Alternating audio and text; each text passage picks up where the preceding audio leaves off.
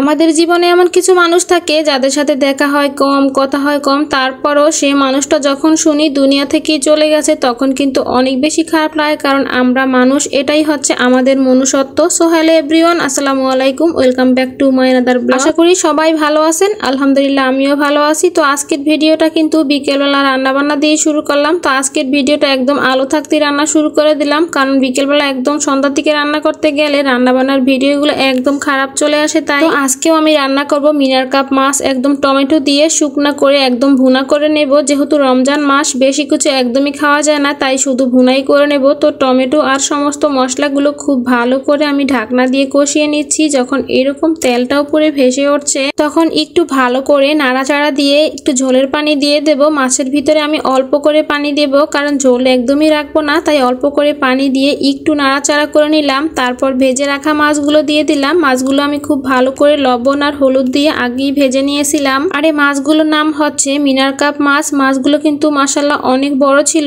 আর এই মাছগুলো বেশিরভাগই আমাদের কেনা হয় ডিম খাওয়ার জন্য। এই মাছের ডিম থাকে কিন্তু অনেক বেশি, আর ডিমগুলো কিন্তু খেতেও অনেক মজা হয়।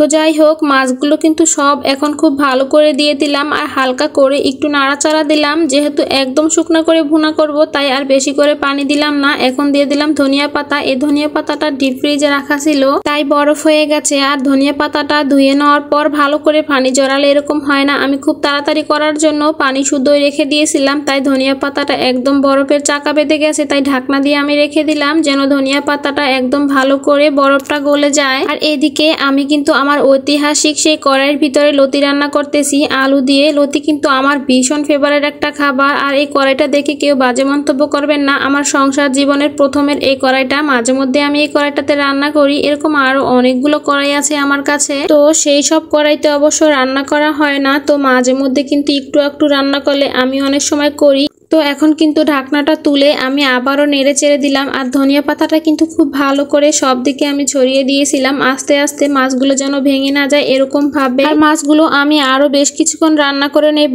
একটু শুকনো শুকনো হওয়া পর্যন্ত। আর এদিকে কিন্তু আমার লতিটা রান্না করা হয়ে গেছে, দেখতেই পাচ্ছেন। মাশাআল্লাহ দেখতে কতটা সুন্দর। আর লতি কিন্তু খেতেও অনেক বেশি মজা হয়েছে, আমার কাছে তো অনেক বেশি ভালো লাগে। আর এদিকে যে মাছটা কিন্তু এখনো পুরোপুরি রান্না করা হয়নি, ঝোলটা কিন্তু আমি আরো কমিয়ে নেব। এইভাবে মাছটা কিন্তু ঝোলটা কমিয়ে রান্না করলে অনেক মজা লাগে। আর তাছাড়া আজকেও কিন্তু আমি বাসায় ইফতারি বানাইনি, আমার বাড়িওয়ালা কাকি কিন্তু আমাদেরকে ইফতারি দিয়ে গেছেন। দেখেন অনেকগুলো ইফতারি দিয়ে গেছে, এমনিতেই খেতে ইচ্ছে করে না, অনেক গ্যাস বেড়ে গেছে, তাই একদমই কিছু বানাইনি। আমি শুধু জুস বানিয়েছিলাম, চিরা, আর সাথে কিন্তু খেজুর আর তরমুজও ছিল। তো যাই হোক, আমি যে প্রথম কথাটা বললাম, কিছু মানুষ আমাদের জীবনে থাকে যাদের সাথে খুব একটা কথা হয় না, দেখা হয় না, তারপরও তাদের জন্য একটু মায়া হয়, কারণ আমরা মানুষ, এটাই আমাদের মনুষ্যত্ব। এই কথাটা বলার কারণ হচ্ছে আজকে সন্ধ্যার দিকে আমার নানি শাশুড়ি দুনিয়া থেকে চলে গেছেন। তো সবাই আমার নানি শাশুড়ির জন্য দোয়া করবেন। ওনার সাথে আমার দেখা হয়েছিল সেই আমার বিয়ের সময় 10 বছর আগে, তারপরে দেখাও হয়নি, কথাও হয়নি। তারপরে কিন্তু ওনার জন্য অনেকটা খারাপ লাগতে। সবাই ওনার জন্য অনেক বেশি দোয়া করবেন, আল্লাহ যেন জান্নাতুল ফেরদাউস দান করে। তো সবাই ভালো থাকবেন। আজকের মতো এখানেই শেষ করলাম, আল্লাহ হাফেজ।